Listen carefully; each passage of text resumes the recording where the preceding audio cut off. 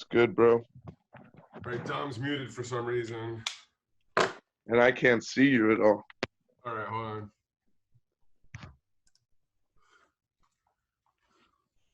There you is. Yo, yo, yo.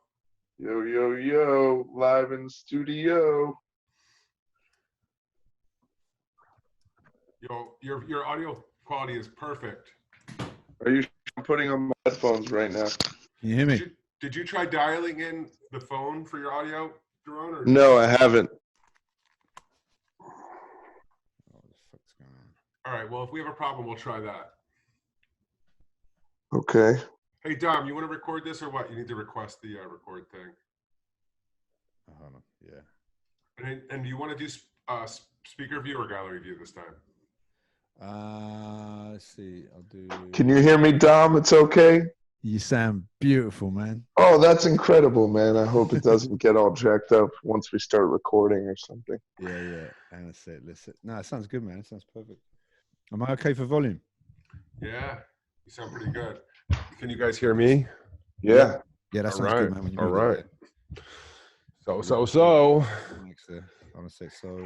We are no longer waiting for Doron. No, hold on. But also, am I recording? I'm not recording. You have to. I am recording. I have to enable it, right? Yeah. Allow record. Request record permission from the meeting host. Okay. All right, allowed record. All right. So, What's up? How's it going? Great. Chilling. Gonna make some oatmeal.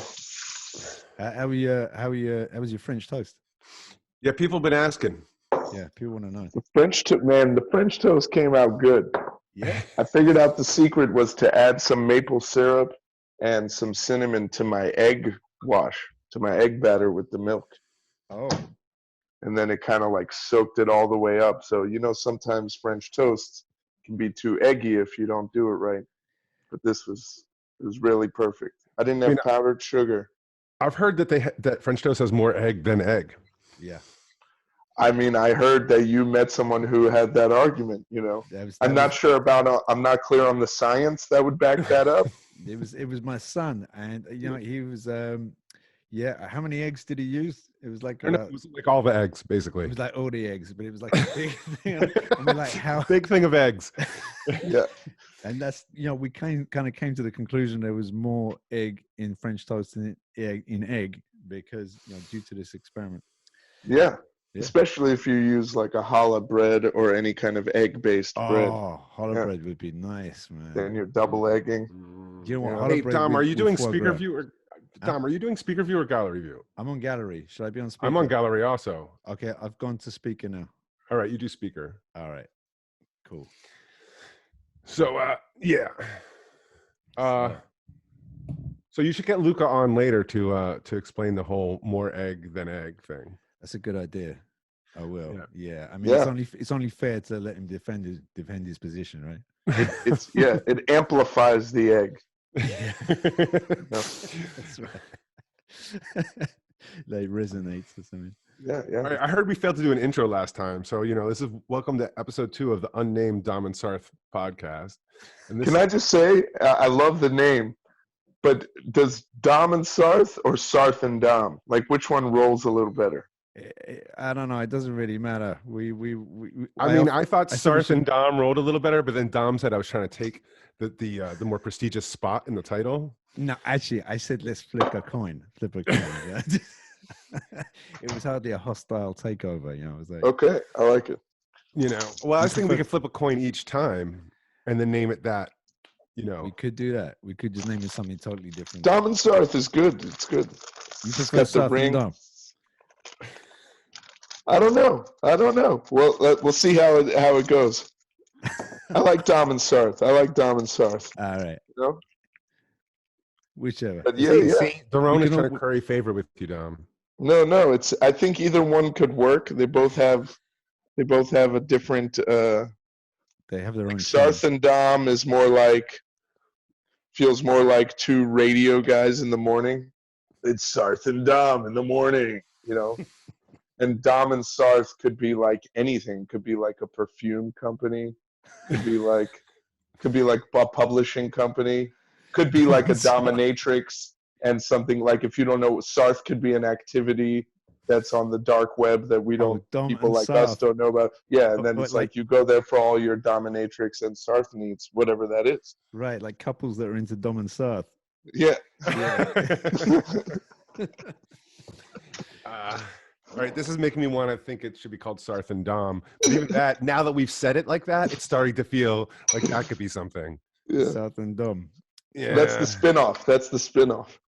Sarth and Dom has that kind of slightly kinky sound to it as well, to be honest. Yeah, you know, the It's more true, you it's say true. it. Yeah. I mean, unfortunately, that's because of my name.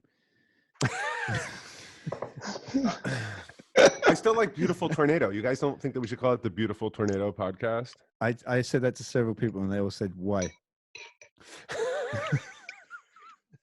Because of the tornado that's approaching, and we're taking the time in these end days to find the beauty in the tornado that is arriving. And with any luck, like the most famous of tornadoes, we'll end up in Oz, and everything will be all right.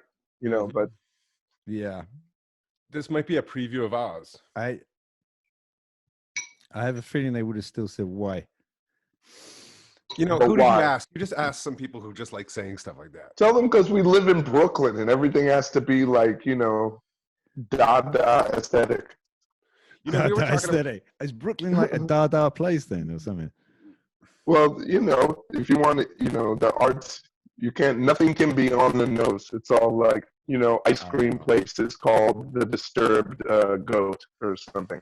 And, Right, you know, right. you go, the best egg and cheese is to be found at like the Avalon Chapel or something. You know, it's never. Do you know what? I think there was a friend of mine who worked in advertising once told me there was something called it was like the Purple Elephant or something like that. There was some book, and it was basically about that when you advertise things, basically just to use nonsense, non-descriptive names. And it was like a whole But theory that's why it behind should be called Beautiful Tornado. That's a nonsense, non-descriptive name. Right, like I just got my taxes done at Billy's Donuts, and it was great. You got your taxes done. Exactly. You know, it's like it's the chic thing. You just leave the sign of the business of whatever was there before you. Hey, so Doron, you're going back into audio destruction world. Where were you when everything worked? And can you stop pacing around your apartment in the hopes that, like, if you find the magic spot, we could just stick with it? Yeah. That sounds better. I'm here. That's good. That sounds great. You know what? It's what that made me think about as well. Someone told me they were in China, a highly topical place, where they took a taxi to a city, and they said to the driver, the address was like number 23, whatever, and the driver couldn't find it. And the reason he couldn't find it was because the houses were not numbered in order of like where they were geographically up a street. They were numbered by when they were built.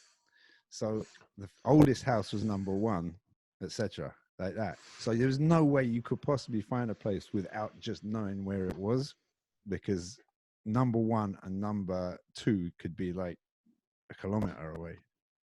Wow. So, I mean, I think that's an example of people trying to like reinvent the wheel here on a system.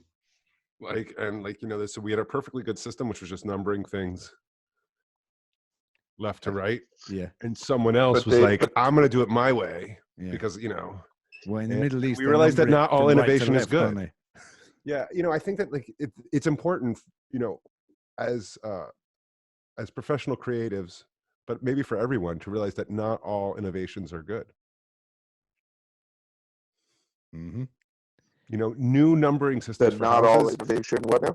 Not all innovation is good. I mean, having a new way of numbering houses probably isn't something that we want to do. You know, I think it's okay to just stick with the normal way. Yeah, it's all right. It works. It works all right. Yeah.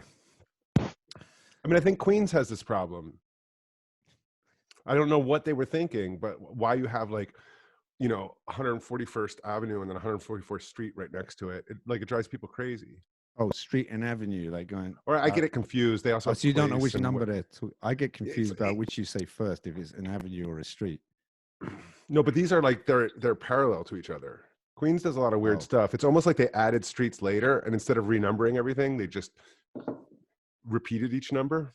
Right. I remember there was a local newscaster who did an experiment once a week. They gave him some random address in Queens to see if he could find it. And more often than not, some of them, because if you're driving around Queens, it'll be on 63rd Drive, and the next one is 104th Avenue, and then the next one is 43rd Boulevard, and you're like, where the hell am I? And I love it. I'm sure anybody who lives in Queens right now is like, guys, that's not how it works. Stop saying that. It's perfectly logical. But we're like, I don't know. When we go there, we're just lost. I like the way in Manhattan, like, you got this kind of grid system, and then suddenly you hit like the West Village, and it just all goes mad, and you just got like proper streets with names and stuff, and it's just like the whole thing. Although I feel more at home with that. That's the benefit of the system you were describing, where is that if they, if you have to find buildings on the order of when they were built is their address, then any schmuck who, has to drive through the neighborhood is a town historian. That's true. I mean, you could go, oh, that one looks quite old. That's probably like a lower number. You know what I mean? You could, that's quite a new building. That's got to be high up. You could just work from opposite ends, actually. That would narrow it down a little bit. It's like post 1970s or something like that. I don't know. I'll admit, as a New York native, that I still if I didn't have a phone with GPS, I would get lost in the West Village all the time. And I think that most New Yorkers who don't live there feel that way. Right. Well, no one I've ever asked for directions in New York has successfully given me them. They tried, though, right? They tried. They were pretty nice. Really tried. They were really nice. Yeah, they were really, because there's this kind of kind of cliche about New Yorkers being really, kind of like sort of short and unfriendly. And I have noticed that when their tempers, you guys, your tempers can snap pretty quick. But before that, people were really nice. You know what I mean? So you actually piss them off. Yeah. And then, but also the West Village is one of those neighborhoods like Tribeca or, the financial area downtown, is that no matter how well you know it, some tourist or somebody will come up and ask you about a street, and it's a street that totally exists that you've never heard of. Right. And no matter how many times you've been down there. Yeah, that's the one they had to ask. Beverly Place? Do you know Beverly Place? What? You're like, what? So I feel like Doron moved from wherever he was and where the sound was working, and now he's over there cooking or something. Yeah, it's gone back. It's gone back to like distorted sound. Yeah, I think we're gonna have to quarantine. We're gonna have to quarantine you in the room with a good sound. I've actually stayed in the room with the good sound. Oh, really? But so, how was your day, man? It was pretty good. Yeah. Yeah. What happened? What time? I got a hell of a lot of sleep. Did you? Yeah, I've been sleeping well, and then I slept like 12 hours. I feel like a completely different person. Nice. Then we went for a walk. We walked 2 miles. We kept our social distancing going. Yeah. But it's a beautiful day out. It's kind of like eerie and nice that the streets are so quiet. Right. To be honest, you look a bit more kind of like settled than the last few days. Yeah, it's important to get your sleep in these trying times. Yeah, totally, man. There's not much else to do, frankly. I'm gonna start growing potatoes. I don't know if I told you. You said tomatoes. No, I already did that. So potatoes are next. Yeah, next phase is potatoes. I don't feel like potatoes are a very high maintenance thing to grow. No, they're not. You kind of just put them in the ground and then forget about them, right? And you don't need to do it from seeds. You just get some old potatoes and you just stick them in the ground, and they make. Did you hear that? There's this book where this guy was talking about like the history of wheat and civilization, and he was saying that I didn't read this book, so it could be that I'm getting it wrong. But basically, wheat was the preferred grain of like organized civilizations because it was possible to tax it. Because it's extremely hard, for example, like let's say you were growing potatoes. Mm-hmm. And like I want to come through and try to tax you. It's like I don't know how many potatoes you have, and I don't know where they are, because they're like under the ground. And was with wheat, like you can see it, you know exactly how much wheat someone's growing, and then they harvest it all at a certain time, and then you send the tax collector through, and he takes his part, right? But if you're off there growing potatoes, there's nothing I can do. I heard it was to do with armies. Yeah. Taxing. The grains and rice and stuff were, because they're dry store things, it was possible for armies to carry with them. Oh, that makes perfect sense. Yeah, and apparently that was so Chinese armies like fed themselves with grain, and like Romans, for instance, made bread. They would take like wheat, flour and stuff with them as well. And so I don't know, but both sound feasible though. Maybe both are true. No, Doron is now trying to start his own meeting.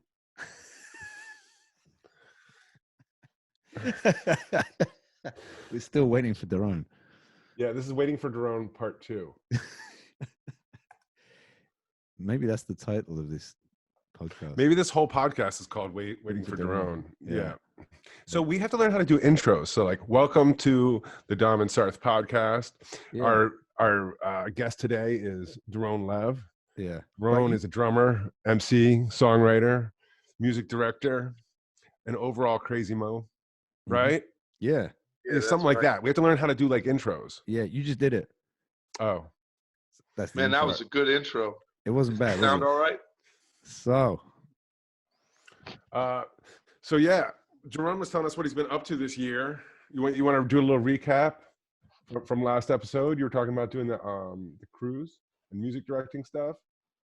Yeah, I've been musical directing for Functified, which is a Rennie Harris production, choreographer out of Philly. It's kind of a legend with the hip-hop culture, dance, anything related to popping, locking, b-boying, and he's taken it to pretty high level on the stage around the world, Broadway level. He's done collaborations with Alvin Ailey, and there's been a lot of great success with that show this year.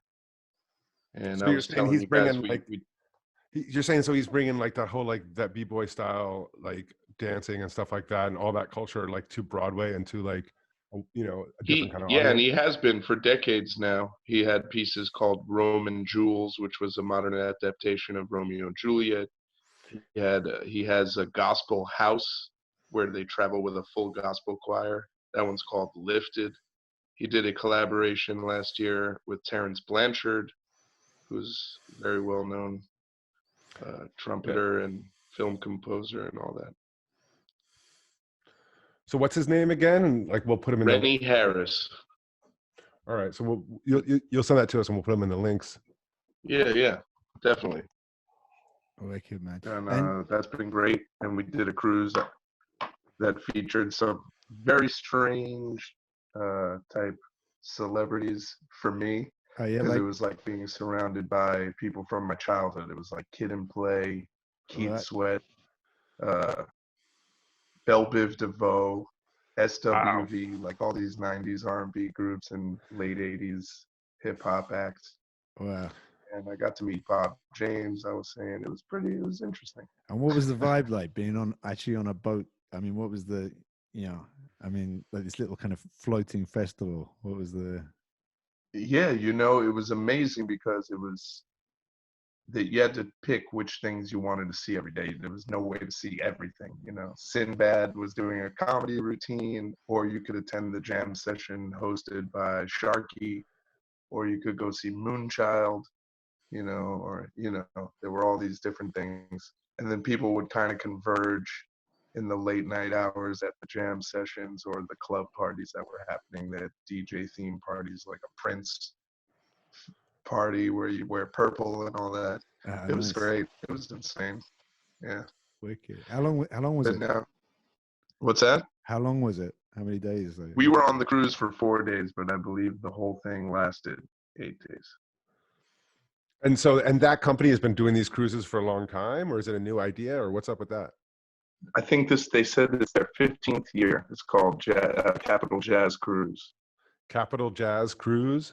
Yeah, but not affiliated with Capitol Records. Yeah, it was insane, man. You're on the elevator with Kid from Kid and Play.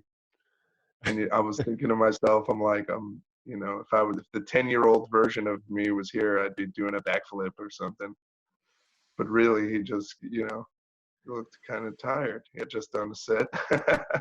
That's funny because I was once in an elevator with Morton Harkett out of Aha, and I remember thinking if I was 10 years old, I still wouldn't give a shit. You know?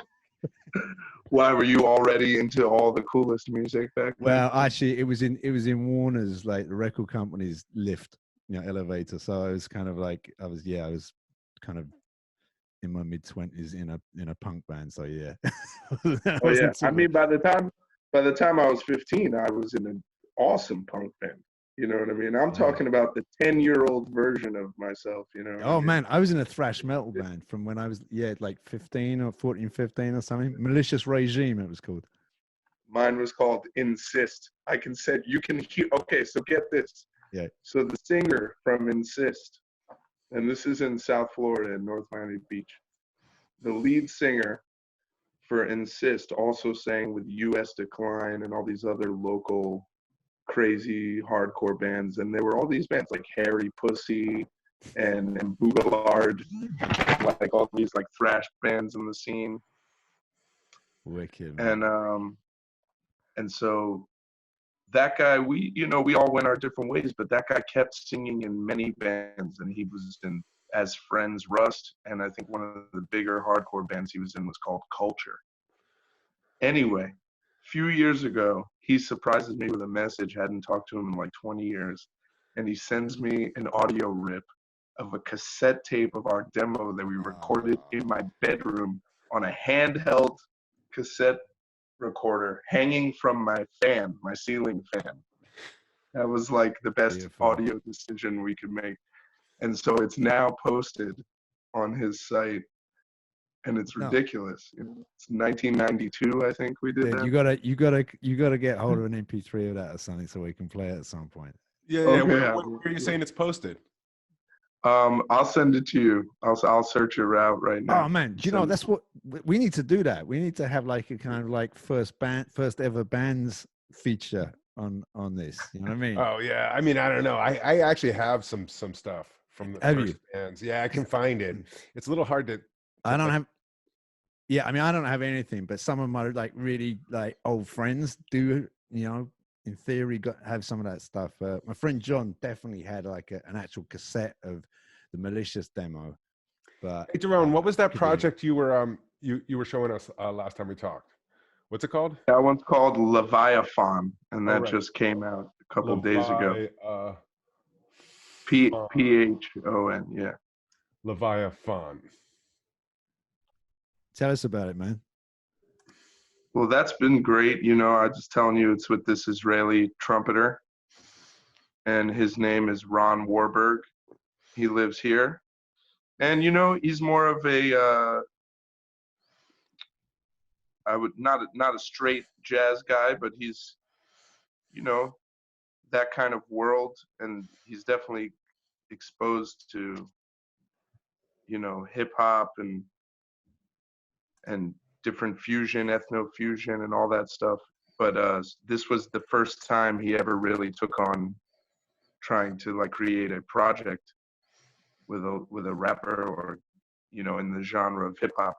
And as I was saying last time, he doesn't know, you know, it's like me making a jazz album without knowing who Art Blakey is or Tony Wood. It's a complete experiment for him. Like, he has no idea. If you named any hip hop greats, I think he could name, of course, like Biggie Smalls, but he couldn't sit there and recite Nas lyrics to you or tell you who Melly Mel was or the Cold Crush Brothers or any. It's just super interesting because it actually worked perfectly. So you're like rapping, are you?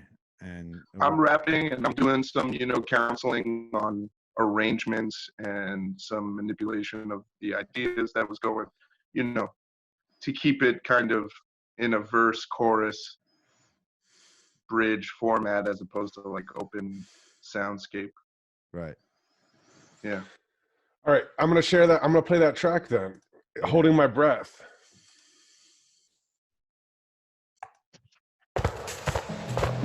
This won't do any good. You'll never understand me, but I'll try once and then give it up.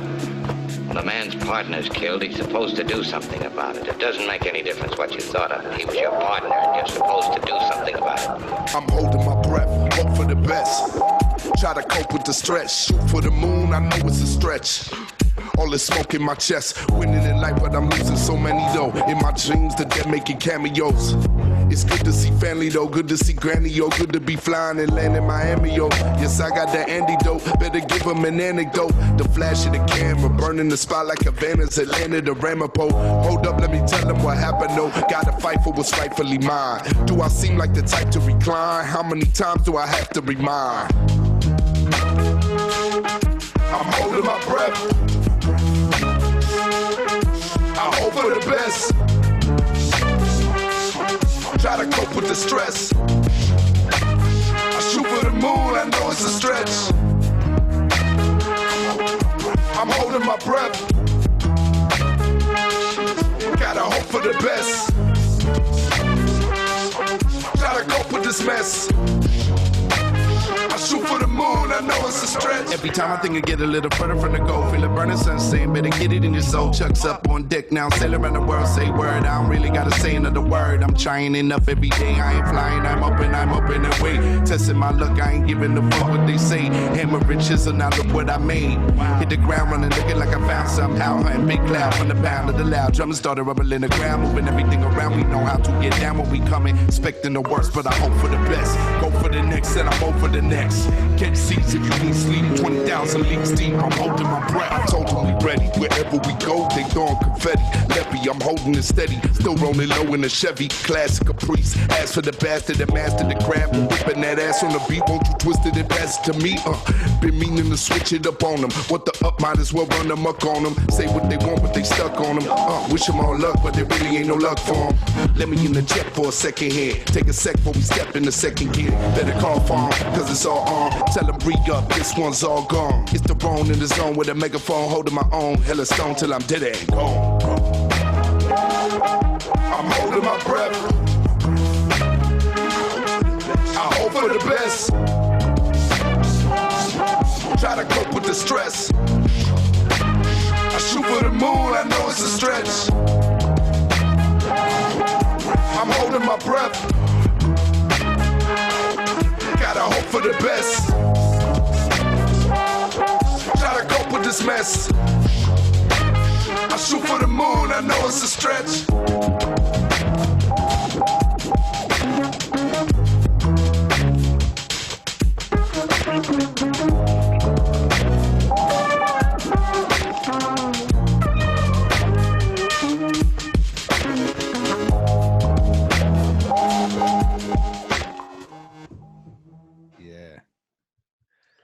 Oh man, that's amazing. Yeah, so that's like that's my first. That's my second time now hearing that track, and I'm still like, immediately what jumps out to me is the trumpet stuff, man. I think it's fantastic. You know, it's like, so he plays all that live. That's not like he's a trumpet player. You're saying he's a trumpeter, yeah. And then what, like, and like at minute 50, that breakdown, that bass playing there, like, what do you have any idea how he did that? I believe on this, you're talking about the synth bass or the actual bass playing? I don't know. Like a minute 50, there's like a breakdown where the bass is like really percussive and like very short notes. You know what I'm talking about? Here, let me spin it up. Yeah. This won't do any good. If you need sleep, 20,000 leagues deep, I'm holding my breath. I'm totally ready. Wherever we go, they throwing confetti. Leppy, I'm holding it steady. Still rolling low in the Chevy. Classic Caprice. As for the bastard that mastered the craft, whipping that ass on the beat. Won't you twist it and pass it to me? Been meaning to switch it up on them. What the up? Might as well run them up on them. Say what they want, but they stuck on them. Wish them all luck, but there really ain't no luck for them. Let me in the jet for a second here. Take a sec before we step in the second. Yeah, you hear what I'm talking about there, where the bass gets really short, because prior to that in the song, it's like all these like sliding low tones and stuff, and then all of a sudden well, so on a couple tracks, not on this one, but on a couple tracks, we used a real bass player, Para. Shout out to Para, and we also used a guitarist on one track called All Done. And on just Ron has this strange ability to make, like, if you notice, because we didn't want it to just be like the sprinkler system, like Terry Bozzio says, the sprinkler system trap hi-hats, like yeah. You know, that you hear everywhere. He's like, let me use the weird shaker sound to do it in a triplet over the beat, like. Yeah, I know. Yeah, that makes it really move. And it kind of creates the same effect. The bass line, all those elements are created by him, and he's just, you know, cutting and pasting. When some input from me, sometimes I'll be like, you got to bring that back. It's too empty, or sometimes we take things out, you know. But on other tracks, there was definite, you know, we brought in a friend of mine, Yako 440, who's a great beatboxer, bass player, multi-instrumentalist, and turntablist. And he's, if you hear any scratching or cutting up of any samples, that's him on the album too. So there was also, there was some kind of like sort of synth sounds that were coming in, and I just loved the way they just kind of like fused with the trumpets and stuff. You get these weird kind of like harmonies just kind of coming out of nowhere. And then the bending with sometimes like the trumpet was that like, it would be bending, but I couldn't tell if it was really, he was bending. Yeah. I don't know if it was like being done with an effect. He's really doing it. It's really cool. Studies like trap. Yeah. And you got like, and then these kind of synths going, it's just like, whoa, it's really beautiful textures, man. Everything's moving all the time, isn't it? It's funny, you know, it's counterintuitive that you can bend a trumpet, right? Because how do you do if that? you didn't know anything about a trumpet, you wouldn't be surprised. But then when you learn how a trumpet works, it's like, oh no, there's this length of tube, and by pressing a valve, I change the length of tube, and then every pitch is just a harmonic of that length based on the amount of like lip pressure. So if you can only move in these fixed harmonics, then you would since if you have a simple understanding of how a trumpet works, you'd be like, well, it's impossible to bend a note. But then you listen to people play trumpet, and it turns out, that's not exactly how it works. It's not actually just a math equation, the trumpet, you know? Yeah. And then they use, you know, I think on that one, he used the plunger mute, which they classically use for bending the notes. And then I think there's also some give based on your armature and how much air you're releasing, too. So it's like, even though there is like an exact fundamental frequency of that pitch of that length of tubing, and harmonics of it, you can change it by the way you're exciting it, which just means that like whatever physics explanation we have is like a little bit simplified. Yeah. Which is also extra awesome that Miles Davis used the wah-wah on his trumpet. Yeah. Right. Is that on like Bishop's Brew and stuff like that? Yeah. So definitely on the corner. So what else you been working on, Doron? You got any other projects that you have tracks out for lately, or something upcoming? Oh wait, first before we move on to that, how did you even meet this guy, this producer? He's based in Israel.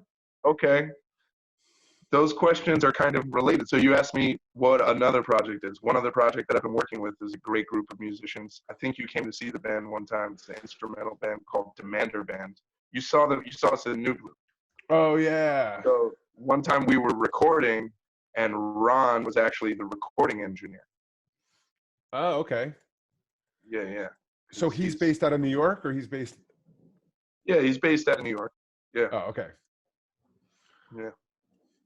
What? So this is the guy. This is the trumpet player. He was recording. Trumpet player / producer. He produced the beats. He, you know.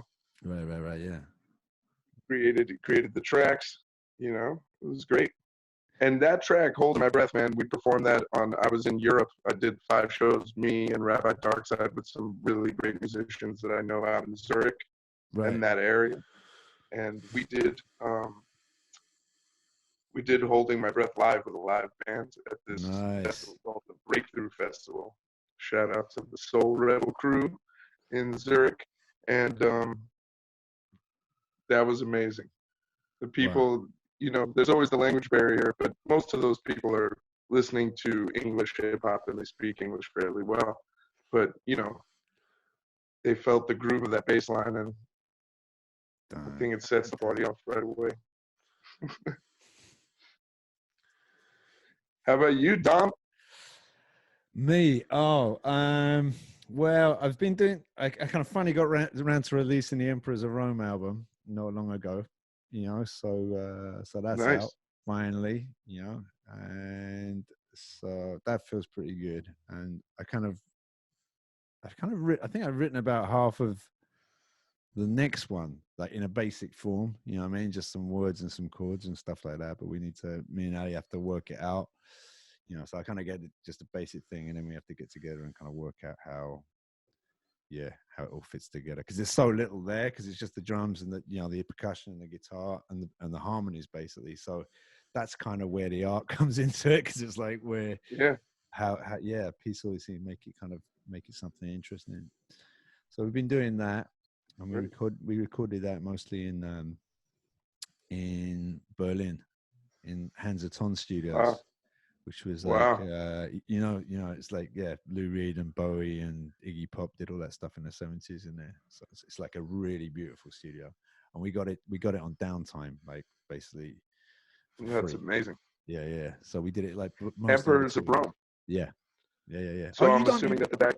You don't know anything about it. So then I do. So then I'm assuming the backstage parties are quite toga parties. Yeah, that's right. Yeah.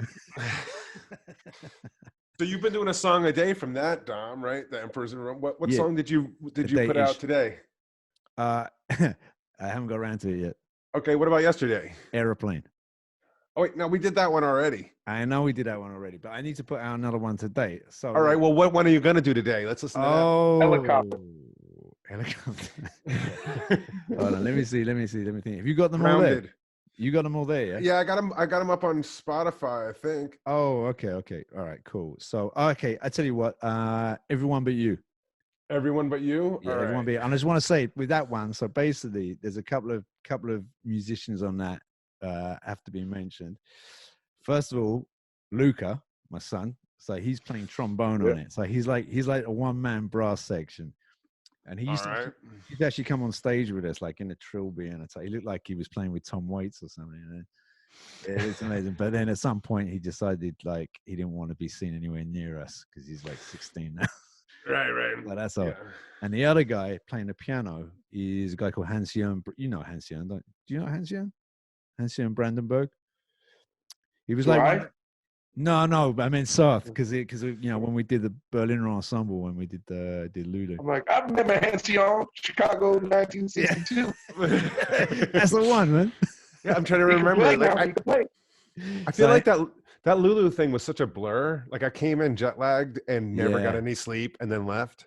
Yeah. So, and I'm not sure I remember who I met. You know? He wasn't on it, so you probably didn't meet. Anyway, he's a really cool, amazing piano player, amazing piano, and he's worked with like Tom Waits. He's worked with like God knows who, all these kind of. Anyway, so he's playing he's massively underemployed in the track, but he's playing piano on it, and it sounds cool. So, and this was recorded by my friend Alex Silver, who's like amazing producer, kind of from Wales, who's based in Berlin. And works on stuff from the biggest stuff there is in that country down to like us. So yeah. All right. So all next up is Everyone But You on the eponymous. How do you say eponymous? I like the way you're saying it. Eponymous? I think eponymous, isn't it? Eponymous? Yeah, but eponymous is better. I want to say on the onomatopoeia. Onomatopoeia. Careful. Careful. I know, it's getting confusing. Yeah. All right, so... Epipotamus on our Epipotamus album. On their Epipotamus debut album. Is it your debut album though? Didn't you already have an album? It's the band's debut album. It's not. All right. It's not like actually either of our. You know what I mean? Yeah. It's the first one as Emperors are on. This is Everyone But You.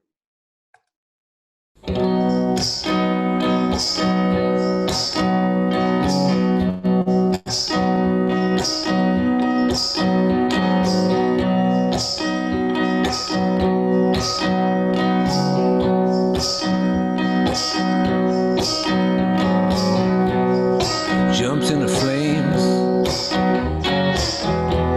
I wanted to burn. 'Cause hell's a warm place, darling. In the cold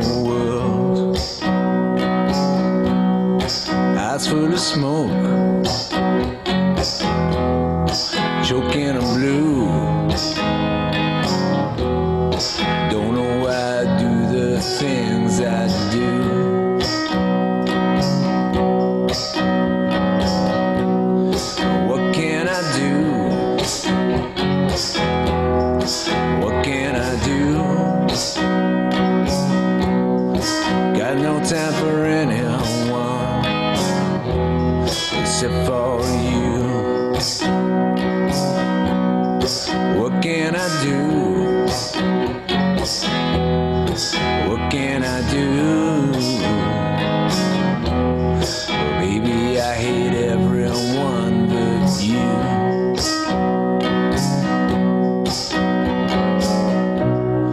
People they come,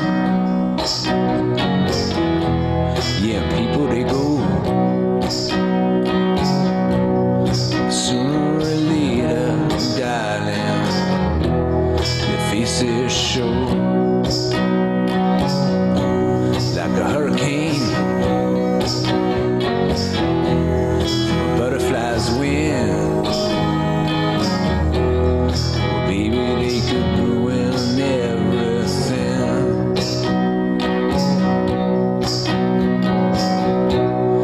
What can I do? What can I do? Got no time for anyone except for you. What can I do? What can I do? Baby, I hate everyone. Baby, I hate everyone but you. All right.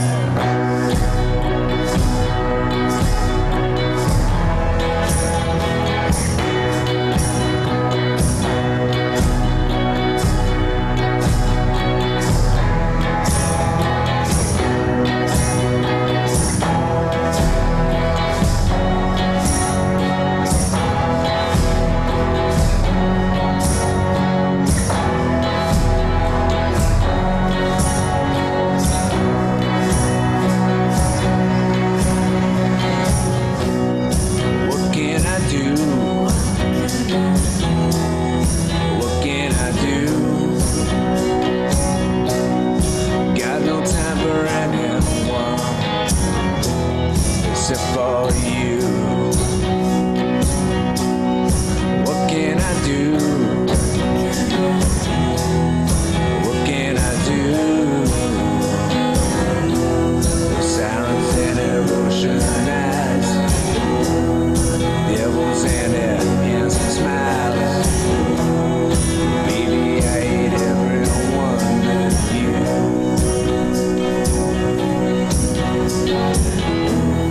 Baby, I hate everyone but you.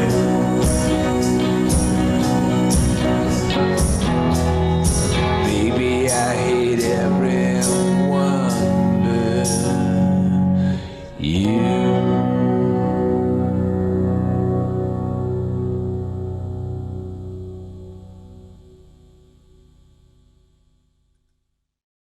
Yeah, man. Yeah. Congrats. That sounds great. Cheers, dude. I think you might have played this track for me like a while back or something, because I was thinking that I had the same thought immediately, which is the tambourine early on, right? It starts out, it's like where it is on the beat, it's like way behind the beat, and it just feels so good, right? It just feels really great. You know what I'm talking about, Jerome? Yeah, I mean, I was listening. I couldn't tell. Are some of those drum sounds? Is that all? Are some of them synth drums, synthetic drum sounds? No. It's basically there's like a marching drum, which I kind of customized to put it on its side. So the legs, it's got like legs like from a floor tom. So it's standing on that. And then basically she's got like a stand with a tambourine on it there. And then she just uses different stuff. She's got like shakers, like Indian bells, like ankle bells. Oh, that's cool. Stuff.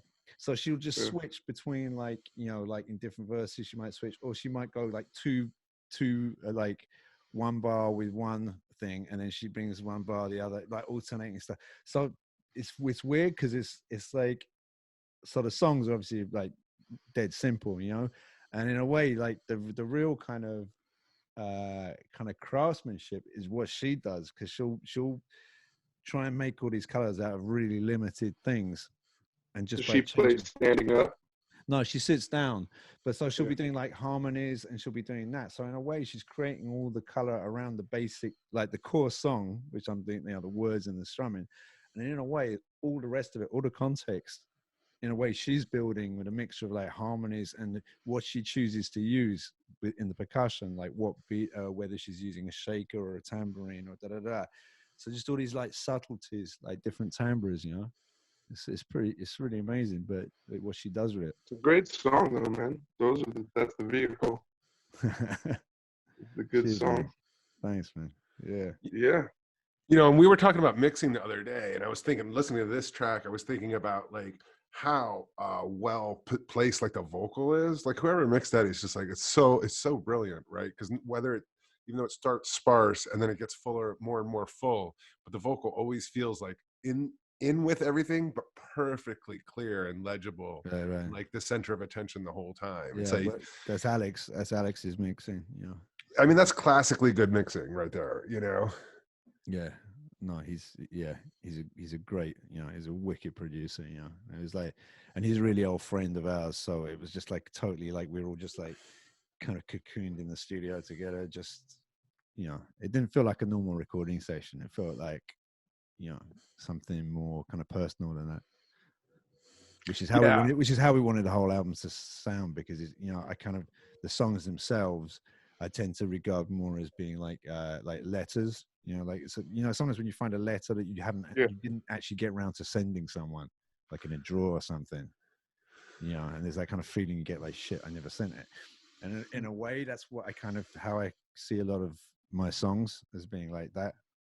They're usually closely connected to a person, either something that my kind of secondhand reaction to something they went through, or my personal feeling towards something, whatever. But it's always, I don't really stick with any songs unless there's that level of connection in it, because it just feels like flat. Yeah, that's a beautiful idea. Like snapshots and portraits. Yeah. Little things that people go through. Yeah, totally. I think that's what makes it so that it's, you know, you said that it was like simple from a drumming perspective, but man, the older and the more experienced any musician gets, they'll tell you like simpler something is, the more it relies on the actual player to create that space of depth. You know what I mean? That's true, man. And that's absolutely. like so much, whether it's because something is slower or repetitive or anything like that, those things are challenges in themselves for any level of musician. It's pretty amazing. Yeah. To be able to create interesting new songs that create that experience for people without being contrived and without, you know, sounding too much like this or that, but having your own voice in that's great.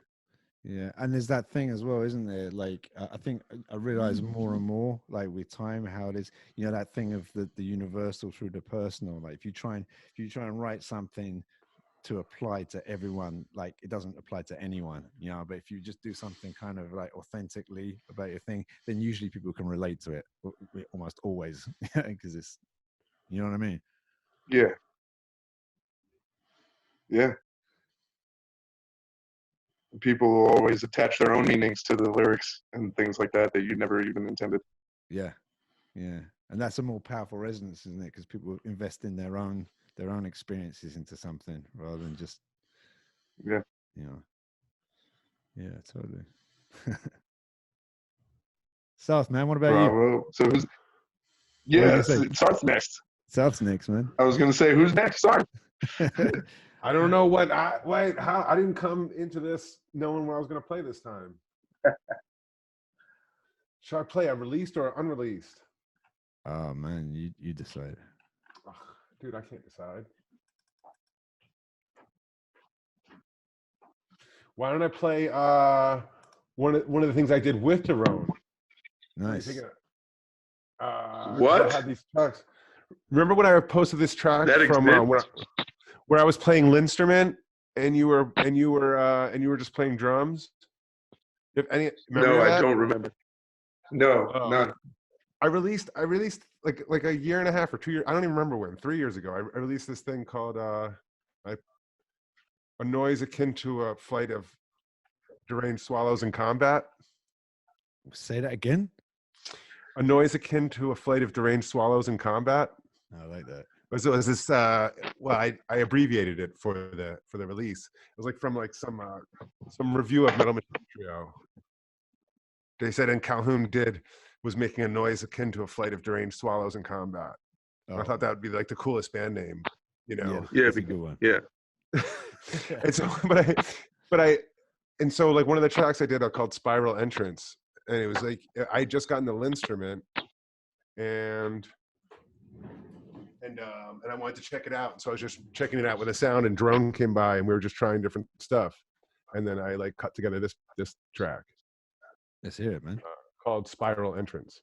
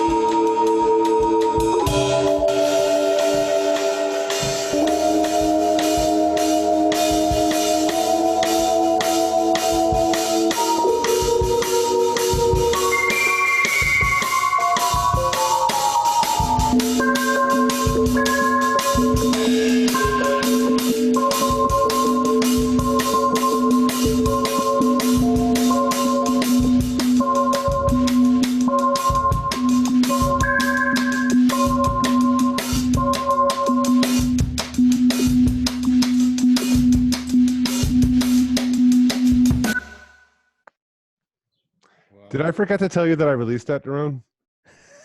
Yeah. What a spooky jam. That was wicked, man. It sounded amazing. I mean, it was like, here. It's got like, it had like a little bit, you know, when we talk about Miles and that, it kind of had a little hint of like, what's it called? Is it Pharaoh's Dance? You know that one? Yeah. Dun, dun, dun, dun, dun, dun, dun. This was like, that was, I just gotten the Linstrument. Like, I was like one of the first people to order this thing. Now a lot of people have them. Roger Lynn makes them. Yeah, Roger Lynn. Right. Yeah. And it's like, you know, it's kind of like the notes are arranged. It's hard to see it on this, but the notes are arranged in a grid. And so it's kind of like a guitar in that sense. Oh, they're like frets almost. Each row that you go up, it's up a fourth. Right. I mean, you can actually configure it however, but by default, it's up a fourth. Right. As if you're going across guitar strings, and these are half steps as you go. Yeah. And so, you know, I really just wanted to see what, you know, I wanted to try a couple of different things with it. That's like one of 2 or 3 things I did, you know, in the first like week after I got it, you know. And the sound in there is a Kima sound that I liked a lot. It's gorgeous, the sound, man. It's really, it's kind of beautiful, right? When you say it's Kima, what you mean? Like you programmed it through? I'm still not totally clear what Kima is. Like, just quickly, can you just summarize it in a? Kima is like this sound design, synthesis, audio processing platform it's made by this company, Symbolic Sound, which is these two like brilliant people, Kurt Hebel and Carla Scaletti, who are in Champaign, Illinois. And it's a DSP chips that run outside your computer, and then you control, and build all your sounds on your computer, and then it compiles it onto the DSP and runs. So this was like the instrument hooked directly up to Kima, and that's just like one of the, a synthesis sound in there that I might have modified slightly, and then set up to work with the instrument. It's beautiful. It's like a really deep kind of, it's got real depth. You know what I mean? That sound. And also the combination with the drums and stuff. Like, yeah. A lot of the Kima sounds have like a lot of depth and a very unique kind of clarity. Yeah, I was thinking that as well. Clarity, man. Absolutely. It's like bell-like, isn't it? It's got real kind of this beautiful kind of top. It's not harsh. It's not harsh at all. It's just bright, just really clear, isn't it?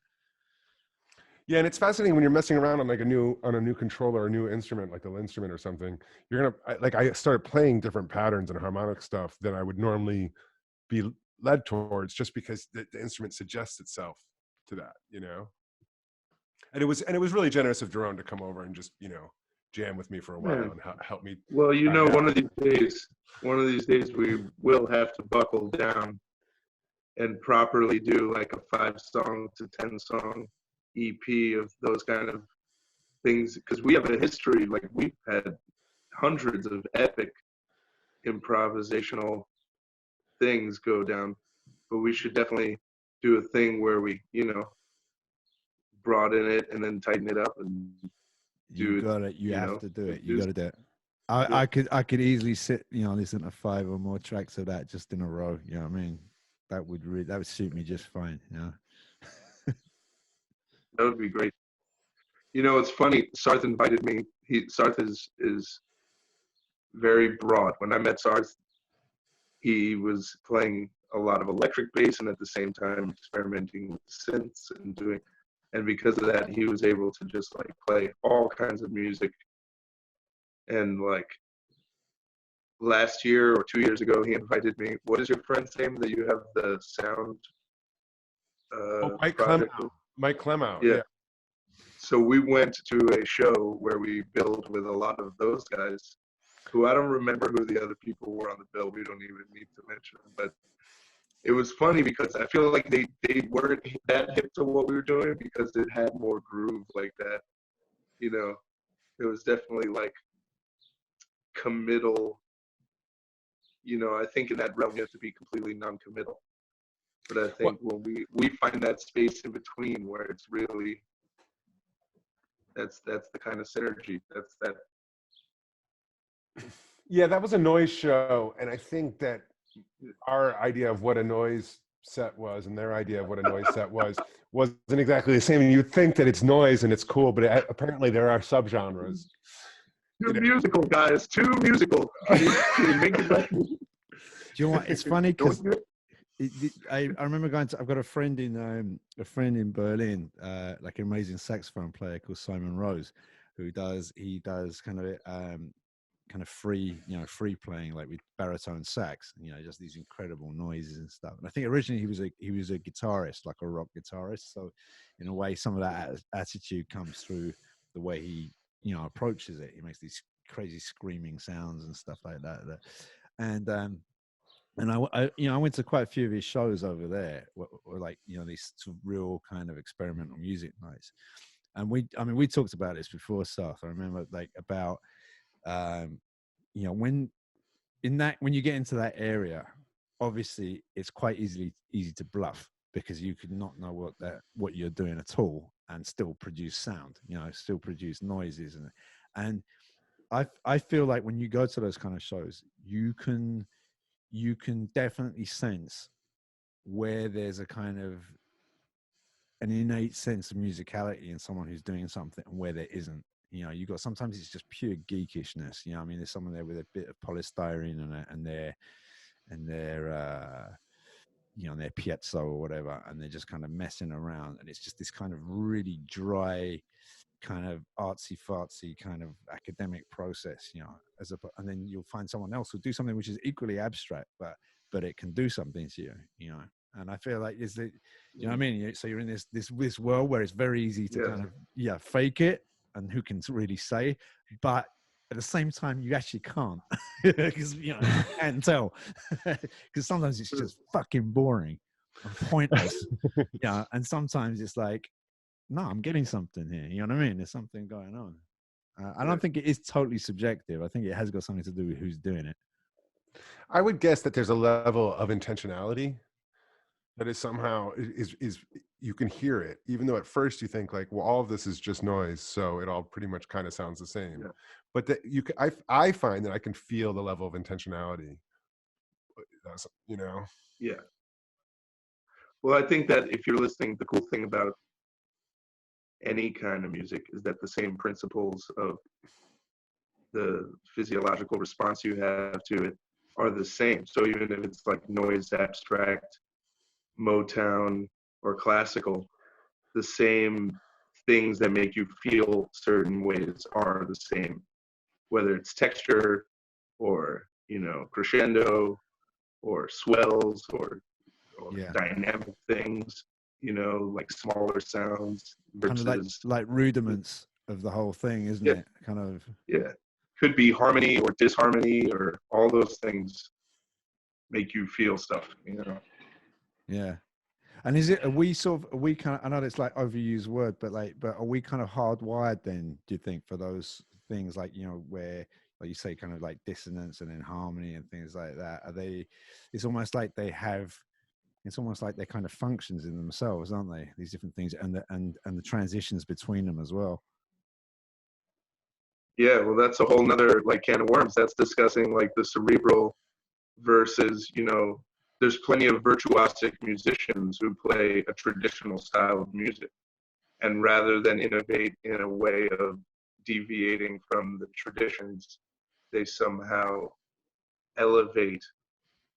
Do you know what I mean? Whether it's like Afro-Cuban music or like in Indian music, they all have a way of like, or an Irish musician who plays traditional Irish music, they're not going to all of a sudden release a bebop album, or, you know, but they might make it more modern or bring the harmonies to a new level and stuff. But then you have guys that are more cerebral, that are not really based in a tradition or another, that totally, you know, go in that way, like the prog world and right other abstractions. Yeah. I mean, I think like when you're doing music, like there's at least, like, just right out of the gate, there's at least two levels that you're connecting with the audience on, right? And so like part of it was what you're saying, Dom, is like the hardwired level. And like there's this sense in which like music is the most concrete art form, right? Because what you're really doing is manipulating something very concrete. Like these relationships between pitches, right, are creating like consonance and dissonance. And this is math and physics to describe exactly why this is happening. And of course your nervous system is going to respond to these things.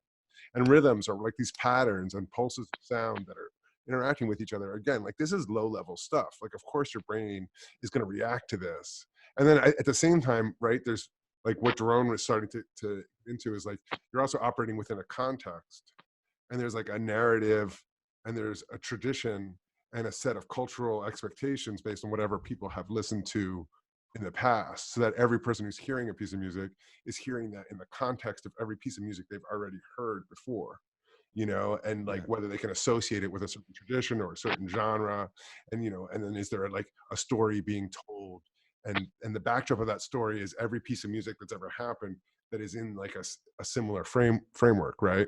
So we're definitely responding to both of those at once. Yeah. And I guess a lot of times people will be, you know, people that are able to come from a world like that and then completely jump out of it.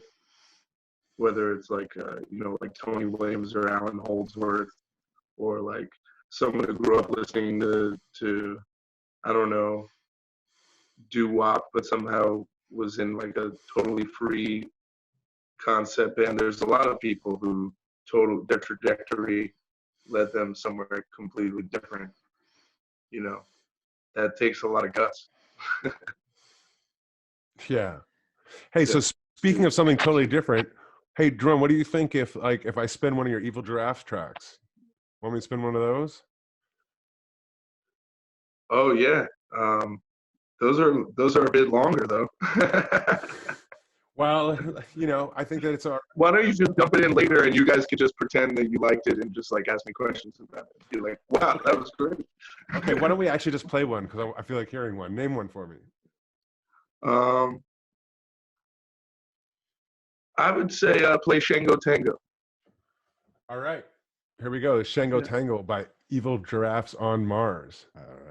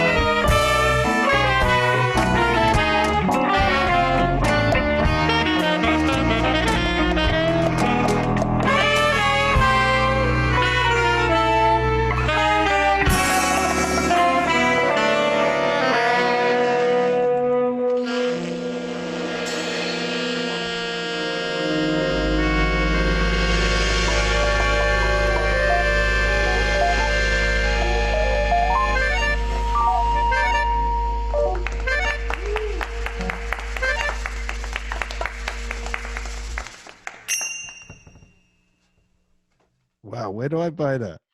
Yeah. I'm like, I should have been like, and so then I'll like, what was it? We'll play us out. But that was like the perfect ending. If only we had set up an ending. It was just like so great, man. And it totally like put me in like some other mood.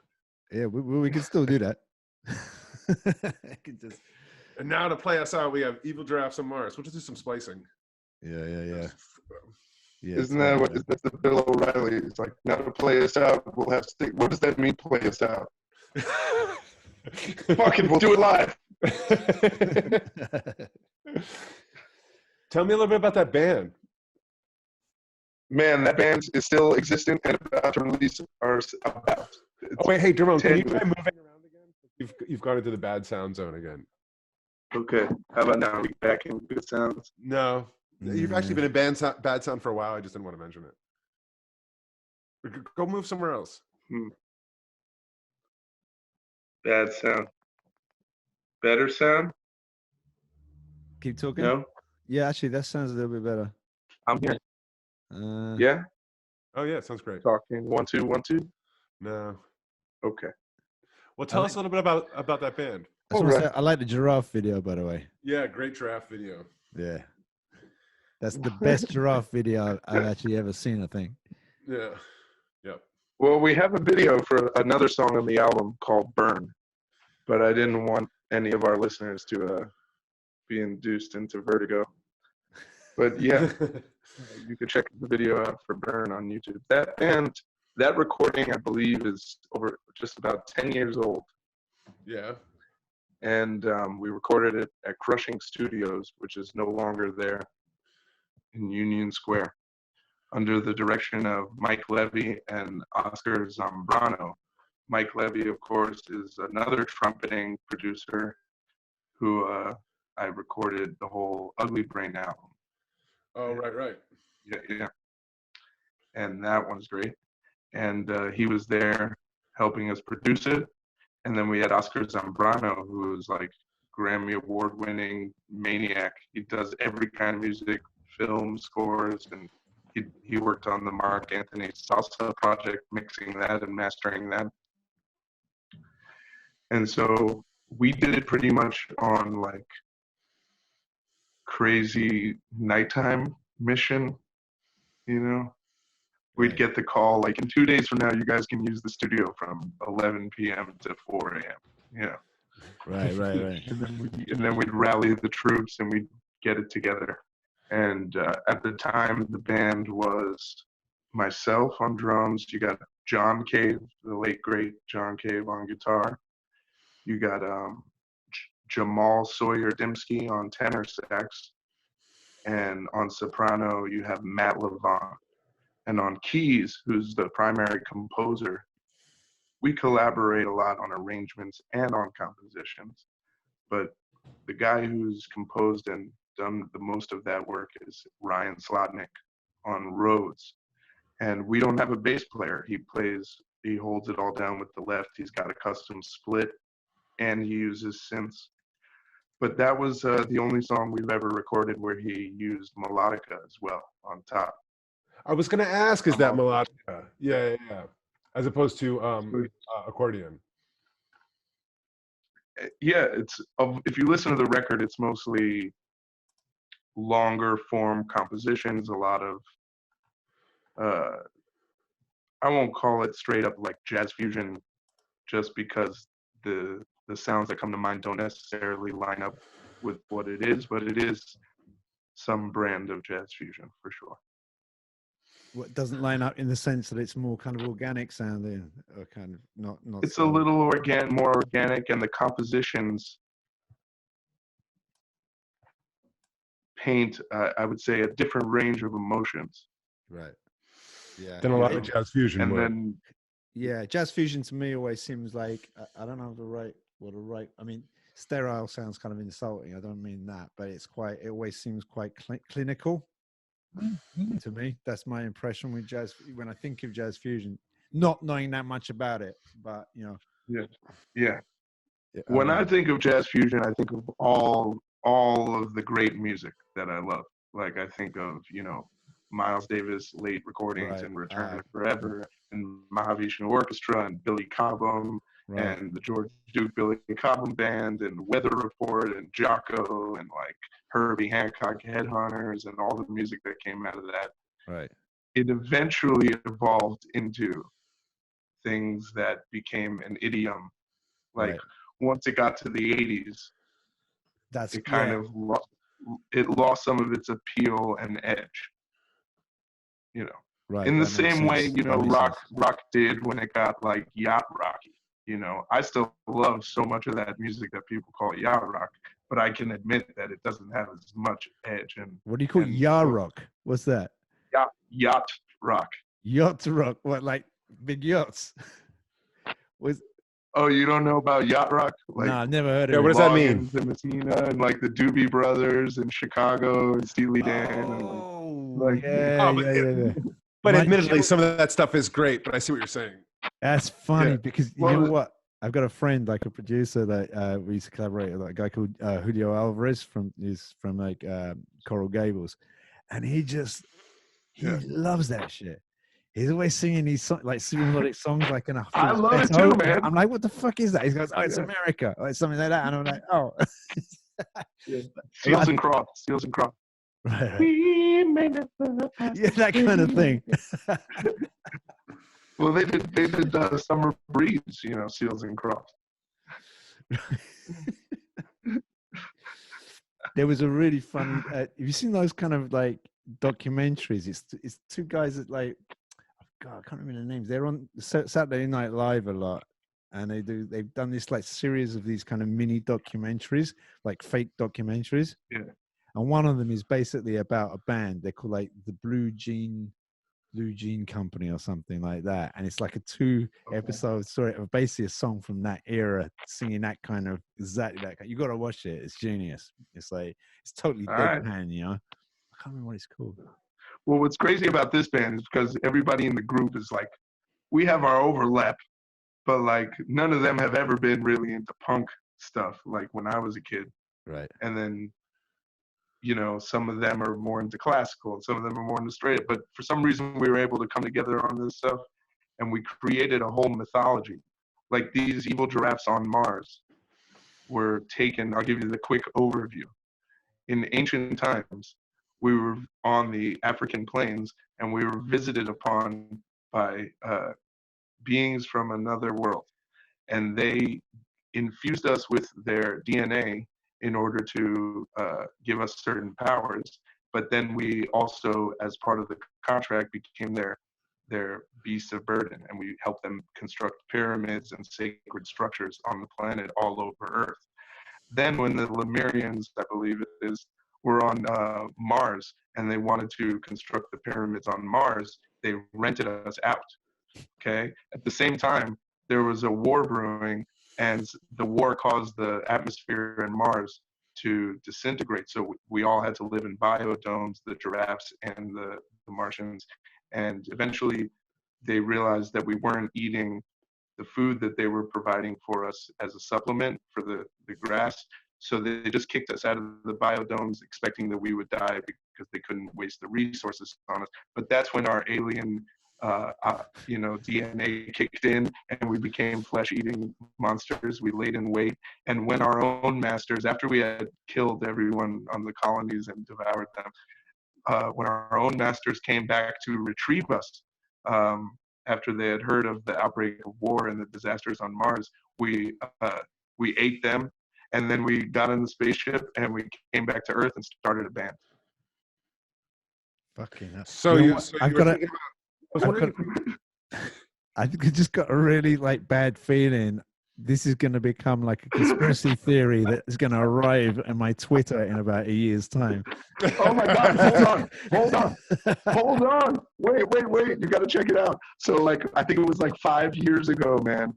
This guy, this weird dude in the middle of nowhere, America, who runs one of these crazy sites, like quoting the Egyptian Book of the Dead and like citing it, and all just one of the bird batshit crazy mofos, right? He referenced us as proof He showed photographs of structures on Mars, scarification that was in the shape of a giraffe on Mars. You can look it up. And he said that our music was demonic and was evidence of like that these things exist or coming back or something. Me and Ryan, Lord, we were so blown away. Can you send me? You got to send me a link to that, man. All right, I got to find it. Ryan has it, I'm sure. Yeah. That's amazing. I'm gonna Google that. Hey, so I had an idea. Maybe if you're okay with this, Doron. You mentioned John Cave, and I have Upstairs Girl here. Yeah. Yeah. You want me to spin the version that we did? I've never heard that. I've never heard it. Is it a good version? No, it's the version I think that you gave me that they did. I don't know which one it is actually.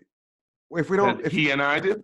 I think maybe it is. Do you have that? Because I think I might have that here. I have that somewhere, but well, I have something on my SoundCloud, but I don't know which one it is. You want me to just try spinning it and see if it's something we can always cut it out see later. What happens. Yeah.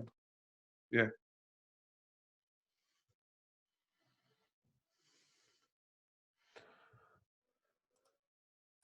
Oh, I forgot to share my audio. We'll edit this part out. Don't be selfish. Share the audio. Share the audio. 1, 2.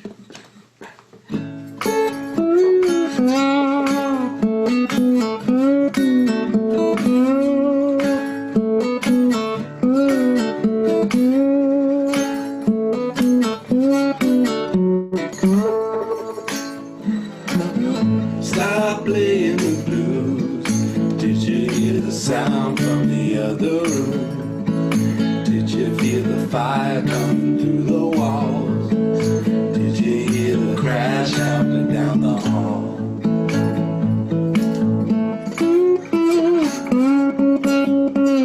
I think somebody blew a fuse. The lab is hanging by a single wire. Liable to start a fire. You know it's liable to start a fire.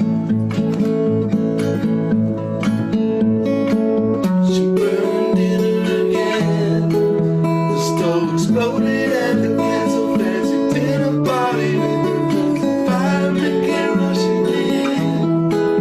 And all the neighbors ran outside into the streets until the lights went dim.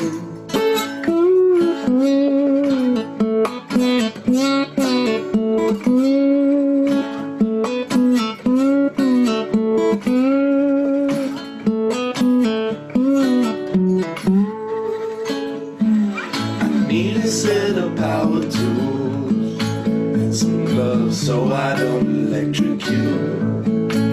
I'm gonna take a risk and clip the wire. You know I'm liable to start a fire. You know I'm liable to start a fire.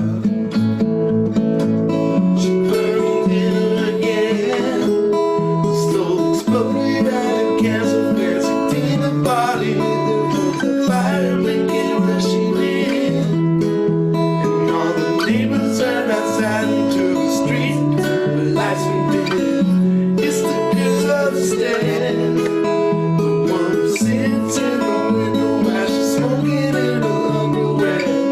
All the people stare, and she just smiles 'cause you know that she knows it and she just don't care. She just don't care.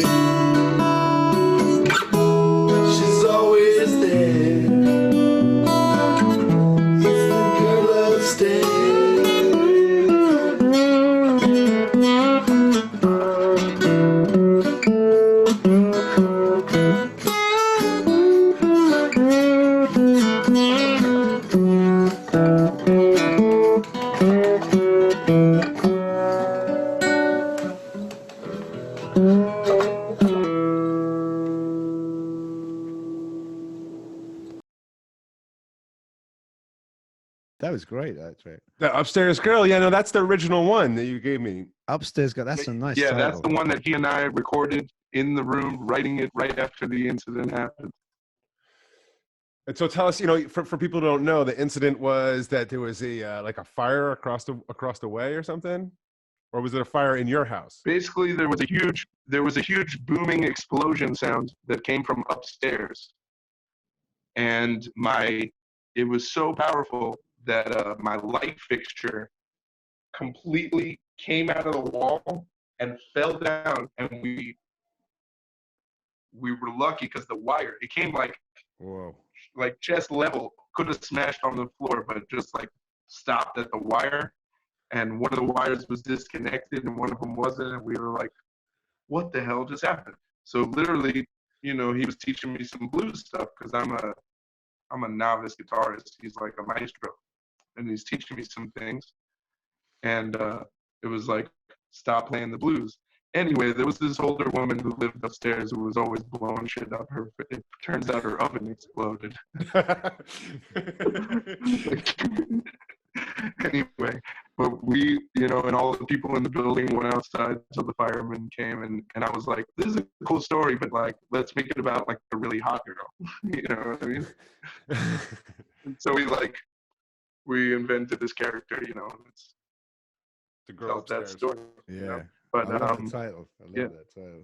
The melody that he's playing with the slide, man, is like, not only did the lyrics kind of just come right out and they're just quirky enough, and I love the chorus. It has it almost sounds like the Cars unplugged or something. It's got like a very, I don't know, it always reminded me about something like that.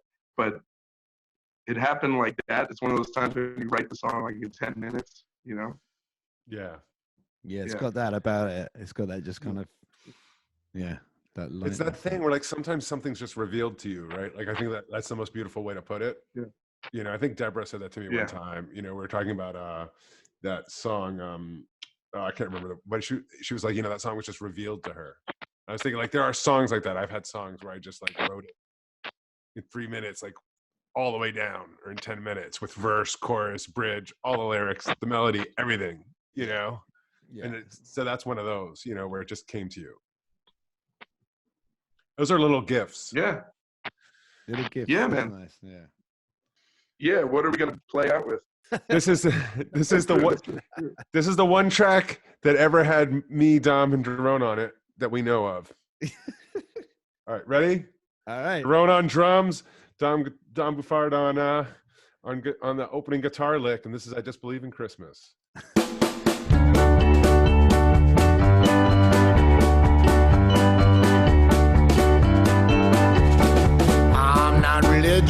I just believe in Christmas. Just believe in Christmas. Just believe in Christmas. I'm not religious. I just believe in Christmas. Just believe in Christmas. Just believe in Christmas. When I was a boy and Santa brought me toys, Daddy read me Bible stories Christmas Eve. I remember not a word, a toy soldier or a sword, just wrestling with my brother around the tree. I'm not religious, I just believe in Christmas. I just believe in Christmas. I just believe in Christmas.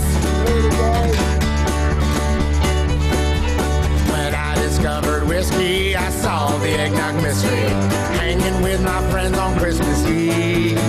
Opening presents in the morning, sipping that hair of the dog, thinking of my girlfriend back at college. That doesn't even rhyme!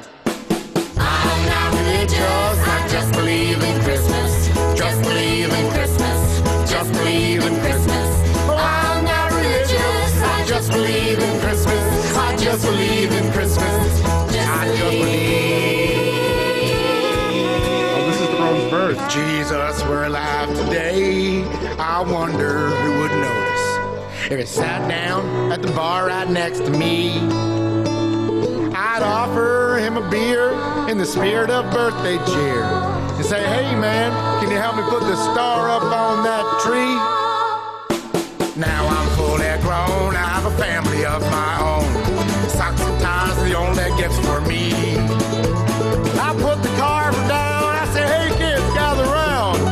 This is the place we're meant to be. I'm not religious, I just believe in Christmas. Just believe in Christmas. just believe in Christmas. I'm not religious, I just believe in Christmas. I just believe in Christmas. I just believe in Christmas. When I am an old man, lines cross my face and hands, my family scattered like pine needles at my feet. But at the Christmas time of year, I know they'll be right here, sparkling like the lights that deck the streets. I'm not religious, I just believe in Christmas. Just believe in Christmas. I just believe in Christmas. I'm not religious, I just believe in Christmas. Just believe in Christmas. Just believe in Christmas. When my body's gone, I'm just gunmetal and silicon. Space and time can't hold a consciousness that's free. But as I travel through the stars, a reborn atheist